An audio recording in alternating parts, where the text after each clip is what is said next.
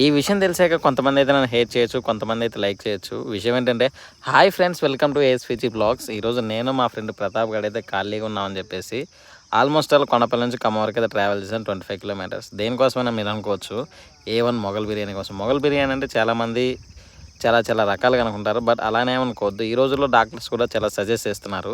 So మంచి healthy ఉన్న ఒక రెస్టారెంట్, హోటల్ లాంటిది అయితే మేము వెళ్ళాము. వెళ్ళాక అక్కడ ఒక దమ్ బిర్యానీ, ఒక ఫ్రై బిర్యానీ అయితే చెప్పేసాం. నేనైతే ఫ్రై బిర్యానీ తిన్నాను, మావాడైతే దమ్ బిర్యానీ తిన్నాడు.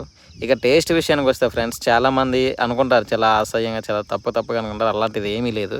చాలా కడుపు నిండా ప్రశాంతంగా తినొచ్చు. చాలా అంటే చాలా బాగుంది ఫుడ్ అయితే. మీరు ఎప్పుడైనా సరే ఖమ్మంలో ఎవరైనా యూట్యూబర్స్ ఉంటే ఇక్కడ కూడా ఒకసారి ట్రై చేయండి. ఎందుకంటే మనిషి బ్రతికేదే తినడానికి. సో దాంట్లో తారతమ్యాలేం చూసుకోవద్దు. ఎప్పుడు పోతాయో ఏంటో తెలియదు. అన్నీ అయితే కడుపు నిండా తినేసేయండి.